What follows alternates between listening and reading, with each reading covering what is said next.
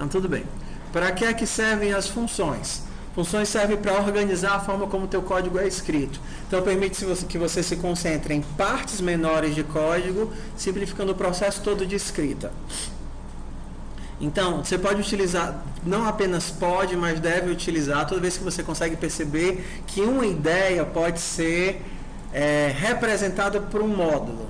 Por exemplo, você está fazendo pau ímpar. Dentro de um jogo de pau ímpar, você tem várias coisas. Você tem os jogadores que vão ficar jogando. Quem ganhar 5 vezes primeiro ganha o jogo, senão você continua contando. Então você pode isolar só a lógica de decidir quem ganhou numa função chamada par ou ímpar. Então vamos olhar para cá como é que se define uma função, ok? Então para um pouquinho aí e volta para cá. Uma função é feita de 3 partes, tá certo? Ele tem o tipo de retorno, tá certo? Tipo de retorno, o nome da função, a lista de parâmetros, e esse daqui é o teu escopo da função, que nem a tua função main, ok? Então, por exemplo, uma função que recebe um número, recebe 2 números e retorna a soma deles. Então, você tem uma função, por exemplo, que se chama soma. Qual é o tipo quais são os parâmetros que ela vai receber? 2 números, né? A gente poderia, por exemplo, somar 2 floats. Então, elas seriam float A e um float B. Essa tua função que recebe 2 floats e tem um nome chamado soma, ela precisa retornar alguma coisa. No nosso caso, ela retorna que tipo de coisa? Um float. Ok? Então, como seria o corpício dessa função, que recebe 2 coisas e retorna uma coisa? Eu poderia fazer um float C recebe A mais B, e aí eu faço o quê? Retorno C. Pronto. Está aqui a nossa função soma. Como é que funciona na realidade quando eu tenho uma função? Eu vou ter aqui int x recebe 5, int y recebe 7, int z recebe soma de x com y. Eu vou ter um printf de %d barra n z. Return 0. O que tem errado aqui? Barra n. Então vamos olhar, só olhando para cá para a gente ver a ordem que esse negócio funciona. Tudo bem? Oi. Eu quero que ele quebre a linha. E o %d é porque eu quero que ele imprima o z. Ok? Então vamos lá, vamos entender a lógica. Primeira vez que o compilador passa por aqui, ele aprende como se faz uma soma. Mas no começo da main, na linha 8, ele já executou alguma soma? Não. Ele sabe como fazer uma soma. Ele entende o quê? Que uma soma precisa de 2 variáveis, as 2 variáveis são do tipo float, e quando termina a soma, ele tem que deixar algo. Deixar algo, nesse caso, ele vai devolver um float. Ok? Começou o main. Linha 9. Qual é o valor de x? Qual é o valor de y, por enquanto? Por enquanto, ainda estou na linha 9. Nenhum. Y nem existe, tá certo? Aí agora eu vou para a linha 10. Qual é o valor de y? 7. Aí eu vou para a linha 11. Qual é o valor de z? Eu sei de cara o valor de z ou eu tenho que executar essa função soma? Eu tenho que executar. Então ele verifica, z recebe a soma de x e y. Ei, eu não sei fazer a soma. Cadê o código da soma? Aí ele verifica, opa, o código da soma está aqui na linha 3. Aí ele verifica, opa, soma precisa de um float e outro float. Esses caras são float? São? Não. Mas será que ele consegue converter de int para float? Consegue. Vai arredondar e vai botar se isso daqui era 5, ele vai passar 5.0. Se era 7, ele vai passar 7.0. Eu acho. A gente descobre já. Ok? Ele vai fazer arredondamento padrão. Aí ele cai bem aqui. O x, que é inteiro, qual é o valor de x que é inteiro? 5. O valor 5 vai ser copiado para A. Qual foi o verbo que eu usei? Copiado. Exato, mas eu fiz isso daqui sem querer de propósito, para forçar e explicar que essa variável aqui não é a mesma variável dessa daqui. São variáveis diferentes. O que é que eu vou ter entre esse daqui e esse daqui? Uma cópia. Por exemplo, você pode fazer isso daqui. Int w recebe 5.6. O que é que ele vai fazer quando fizer isso daqui? Qual vai ser o valor de w? 5, porque ele vai forçar a conversão. Então, se ele tem um float, ele vai transformar esse float aqui no inteiro. Porque o que eu vou guardar não é só a parte inteira? A mesma coisa. Então, se eu tivesse o contrário, float f recebe 6. Só isso daqui, isso é um float? Esse cara aqui é um float? Não, isso daqui é um inteiro. Só que você tem que guardar, você está forçando ele a guardar dentro de um float. O que é que ele vai fazer? Ele vai converter de inteiro para float e vai guardar aqui dentro de f. Isso daqui são processos de cópia e conversão. Ok? Então, bem aqui você tem duas variáveis na tabela, um x e um y. O x é 5 e o y é 7. Soma precisa de um float. Eu consigo converter, o compilador sabe converter de inteiro para float? Sabe. Ele vai só botar um zero. Assim, vai botar um zero. Assim, em computação, são coisas completamente diferentes. Números inteiros e números pontos flutuantes. Né? Vocês vão ver provavelmente isso em arquitetura ou introdução. Número flutuante precisa de uma série de bits só para representar a flutuação. Números flutuantes, na verdade, não existem em computação. Tá certo? Que, assim... números float, não existe. O que existe é uma arredondação, um arredondamento binário, né, entre uma série de outras coisinhas. Mas vamos lá. Então ele pega esse 5 e vai copiar esse 5 para quem? Para o A. Agora eu tenho uma variável chamada A, que é de que tipo? Float. Qual é o valor dela? 5.0. Tudo bem? Ei, Davi. Oi. Se quisesse, em vez de fazer uma cópia, usar mesmo a própria variável aqui embaixo lá. Aí a gente tem que usar ponteiros em C. Dá para fazer isso também? Dá. Mas por enquanto a gente vai só trabalhar com o processo de cópia, só para a gente... Porque o nosso objetivo agora é entender o fluxo de execução. O que é variável que entra, como é que ela é convertida, como é que ela é transformada, o que é variável que volta. Porque uma função ela faz isso. Ela recebe algo, processa algo e devolve algo. Mas tipo, no compilador tem os parâmetros. Certo. Tipo, se lá na função tem float, eu vou tentar botar para um cara aqui que é o int. Mas, por exemplo, se lá na função é float, eu digitar, sei lá, um char, ele vai conseguir. Aí o que ele vai tentar fazer é, o compilador ele converte automaticamente de char para float? Não sei, vamos tentar? Será que ele aceita isso daqui? Float f recebe A. O que é que ele pode tentar fazer? A é ASCII, 65, então esse daqui seria 65.0. Deixa eu testar se isso funciona. Make main. Esse é o que o compilador faz. Make main. Olha, ele vai dizer o seguinte, ó. Não, o erro que ele deu foi só que eu não estou utilizando o F, tá vendo? Mas ele não reclamou do cache, porque uma característica do C é permitir esses caches forçados. Se eu simplesmente, lembra que eu mostrei isso?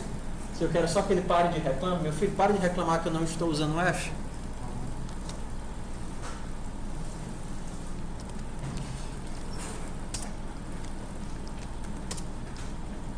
Se eu pedisse para imprimir o F, o que é que vocês acham que ele iria imprimir? Printf, %F, é? Não, para imprimir um float. %F, vou imprimir o F. O que é que a gente imagina que ele vai imprimir?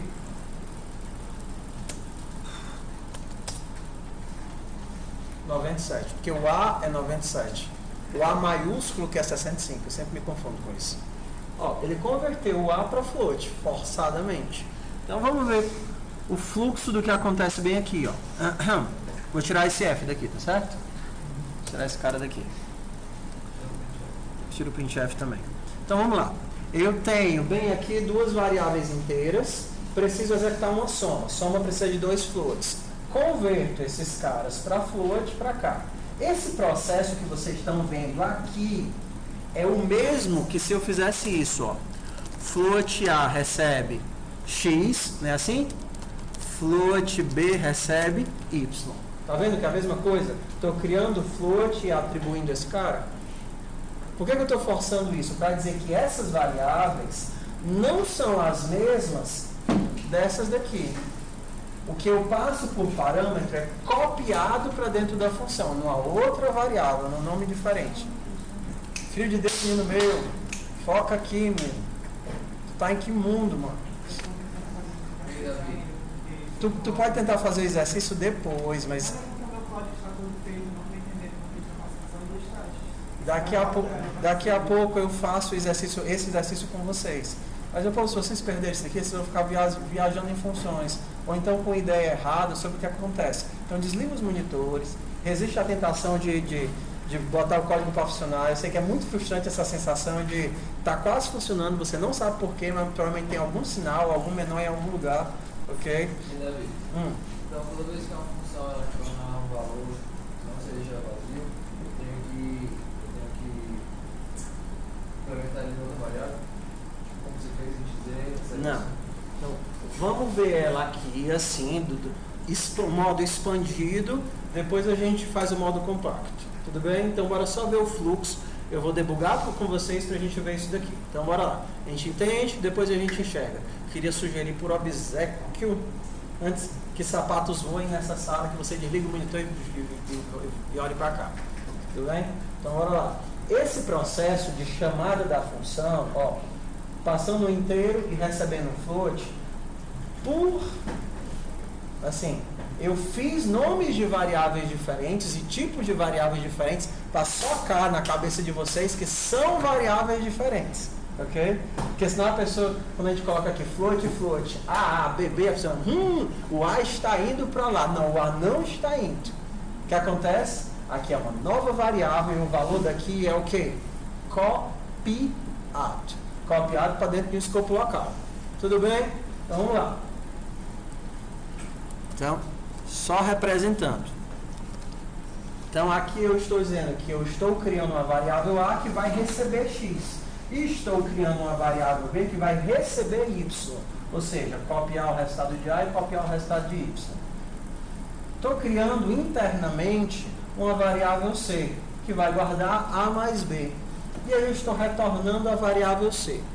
Quando a gente chama uma função, a gente causa um processo de empilhamento no stack. Então aqui está a main, você chamou uma função. Está aqui, ó. Nessa nova função, aqui é a tua main. Nessa nova função, ela tem variáveis e ela tem coisas próprias do escopo dela. Quando ela finaliza, ela some, a memória é devolvida e o valor de retorno, se existir, é copiado e inserido de volta na main. Nesse caso, eu tinha 5 e tinha 7. Ele realiza a soma, qual é o valor de C? 5 mais 7? 12. Quando ele retorna, o 12 é copiado para cá. Isso daqui some, vai desaparecer e o que é que vai ficar nesse lugar? 12. O que é que vai acontecer com a variável A e a variável B que foram criadas para esse escopo? São devolvidas para a memória. O que é que vai acontecer com a variável C que foi criada para esse escopo? É devolvida e some também. Então acabou a função, some A, some B, some C. Não existem mais. Porque elas foram devolvidas porque saímos do escopo. Exato. Aí o head, né, a cabeça do stack volta para mim. Aqui eu tenho 12. O que acontece? 12 vai ser atribuído para Z. Perfeito. Agora Z é 12. E aí eu imprimo o Z. E aí eu vou ver 12. Ok? Vamos debugar esta miséria. Professor, o que é debugar? Debugar é rodar um debug que permite que você veja o código, as variáveis, o stack e todo esse resto aí em tempo de execução. Então vamos nós. Para debugar, você vai clicar nesse besouro. Nesse besouro nesse potó, sabe aquele potó com tracinho? Você clica aqui no potó, ok? Para debugar, você normalmente vai selecionar um local onde você quer acompanhar o seu código. Então eu vou criar aqui, tá vendo aqui uma bolinha que apareceu? Ó? Clicar aqui nessa bolinha. Estou usando o VS Code, mas CodeBlocks tem, e Eclipse tem, todas essas ideias mais rechonchudinhas também vão ter. Não tem como debugar pelo terminal. Tem como debugar, mas aí você tem que dar linha de comando, né? Vá para a linha tal e etc, na linha tal, aí é um pouquinho mais feioso. Aí você usaria o GDB direto. Só tem um detalhe. Para poder debugar esse negócio, eu preciso que ele seja compilado já incluindo flags de debug. Se você estiver usando um CodeBlocks, é isso que ele estará fazendo. Ele estará gerando o executável, de forma que o executável pode ser debugado. Se você não colocar esse "-g", o teu executável não pode ser debugado, ou seja, ele não pode ser visualizado durante o debug. Se você estiver fazendo na mão, na munheca, na marra, você tem que colocar esse "-g". Então vamos gerar o código de novo com aquele "-g".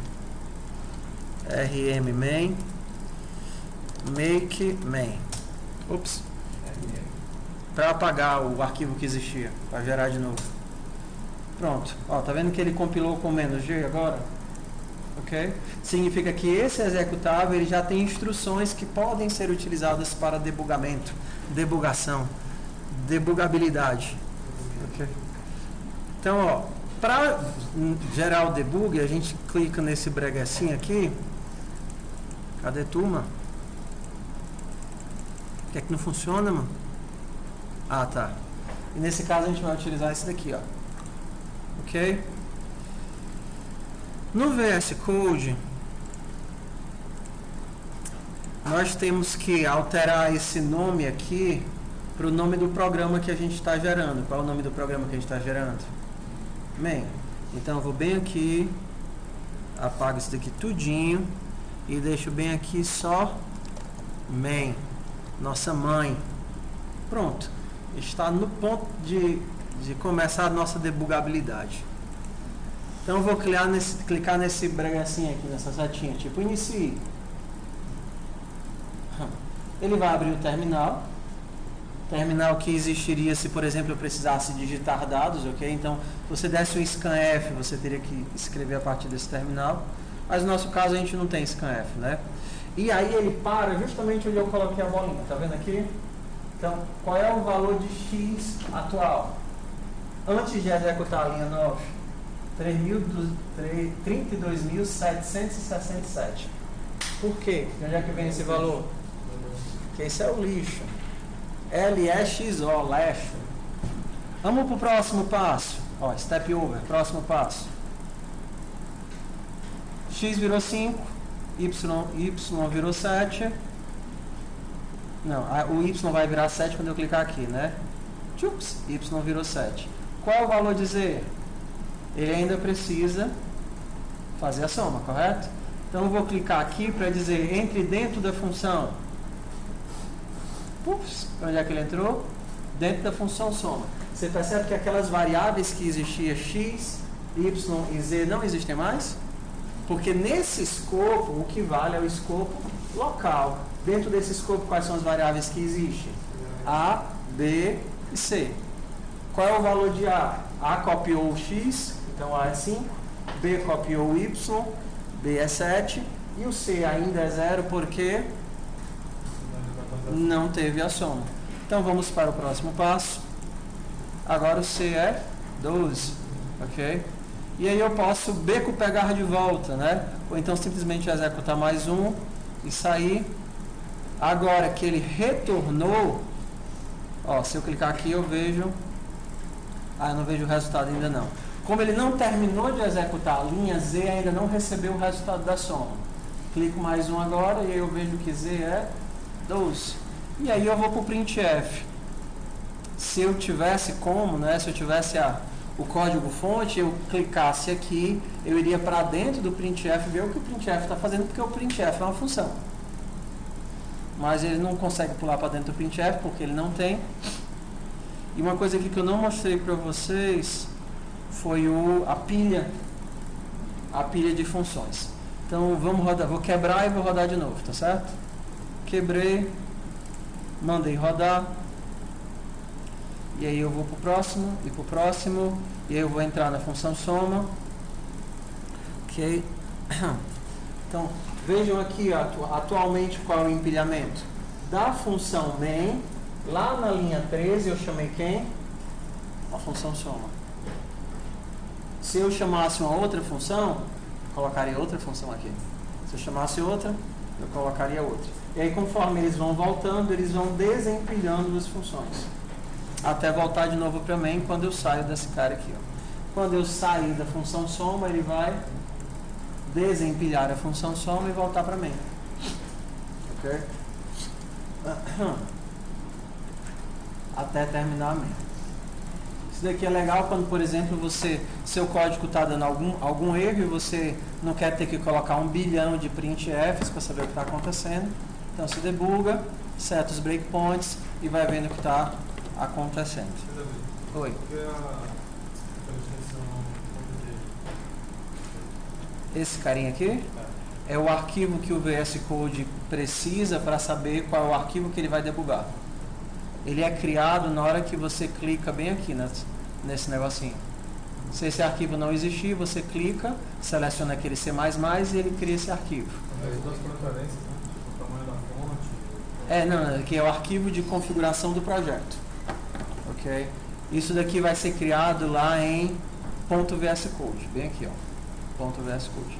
Então, se você nunca... Na mesma parte da main. Na mesma parte da main.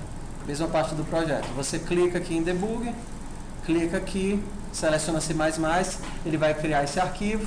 Você vem bem aqui, coloca o nome do executável. Depois que botar o nome do executável, você volta para o seu código. Pode setar os breakpoints que você quiser. E aí você só mandar compilar, clicando aqui no verdinho, e ele já vai para o ponto onde você pode acompanhar o que você está fazendo. Ok? Então, o que vocês têm de instalado aí no computador de vocês, para vocês tentarem fazer? Funciona no CodeBlocks, com certeza tem. Se tiver o VS Code, também funciona no VS Code. Se tiver o Gine, não funciona no Gine. O Gine não vem por default com debugador integrado. Então, vamos fazer alguma coisa mais interessante do que isso, certo? Algum dos códigos que vocês já fizeram. Por exemplo, 0 e 1. Zerin. O que é que 0 e 1 precisa? O que é que o 0 e 1 precisa para executar? A opção do primeiro, a opção do segundo, a opção do terceiro. É assim? Aí ele, por exemplo, retornaria o quê? Int op1, int op2, int op3. Ele retornaria o quê? O ganhador. Que tipo de informação é o ganhador? É um string, um float, um int, o quê? A gente poderia utilizar 0 para dizer que... Mas 0 e 1 não pode dar empate? Se todo mundo botar 1, quem ganhou? Ninguém? Então você tem que... retorna 0. 0 pode dizer que ninguém ganhou, 1 pode dizer que foi o primeiro, 2 pode dizer que foi o segundo, 3 pode dizer que foi o terceiro. Mas o que é o tipo de um string? Um string é char asterisco. Char é um caractere. Então, se você quisesse retornar um string, você deveria, se você quisesse retornar nenhum, o tipo certo é esse. É feioso, mas é esse. Aí você poderia retornar primeiro, entendeu? Return. Segundo. Eu deveria ter perguntado isso no geral. Então a gente main pode ser tipo float main. Poderia ser float main, mas por questões de convenção, o sistema operacional espera que você dê um retorno. Ok? Alguns compiladores não reclamam. O que você pode fazer, na maior parte dos casos, é não colocar o return, e nesse caso específico da main, ele não vai reclamar porque ele vai retornar 0. Mas se você, por exemplo, tiver um caso desses, e o teu código for assim, o que é que ele vai fazer? Ele vai dizer, epa filho, tua função é um float, você não está retornando nada. Porque se você disse que vai retornar um float, você tem a obrigação de retornar um float.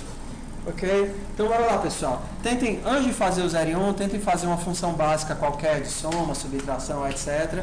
E se a ideia de, se vocês tiverem com alguma ideia que dê suporte, tentem fazer o debug. Mas, por exemplo, se eu colocasse no lugar de float, botasse um void e botasse um print da função, era para chamar ela para Se ao invés do float você colocasse void um void aqui e botasse dentro dela. e você desse um print bem aqui. Print DC. Isso daqui funciona? Funciona. Isso daqui funciona. Mas assim, uma boa função, entendeu? Ela faz algo e devolve algo. Claro que você pode utilizar isso daqui quando... eu vou utilizar a função logo para dar o print. Mas idealmente a função é um módulo que se conecta, que não interage assim. Claro que pode interagir, mas idealmente ela não interage com o usuário. Ela faz alguma coisa e devolve a informação. Ok? Então, vamos lá. Tentando fazer uma função de soma, ou de subtração.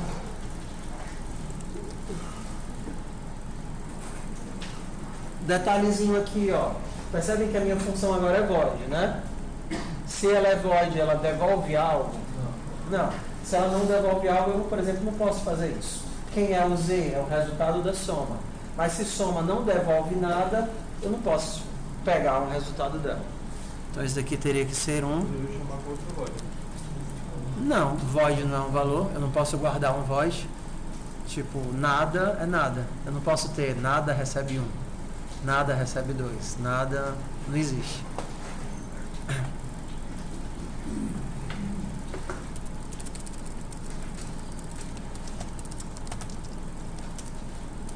Bora lá, pessoal. Vamos fazer uma funçãozinha de soma. Vocês podem até copiar essa daqui. Por exemplo, dando uns scanfs no XY.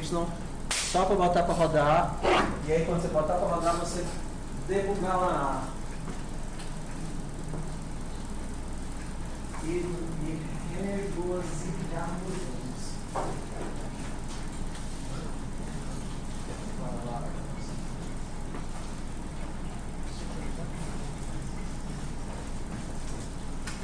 Só dá pra fazer debug pelo CMD? Pelo quê? Pelo CMD do Windows. Então não tem mano que dá pra programar. CMD. Pelo próprio Terminal do Windows. Debugar pelo terminal dá, mas é chato porque você tem que decorar uma série de coisas. Não é visualmente agradável.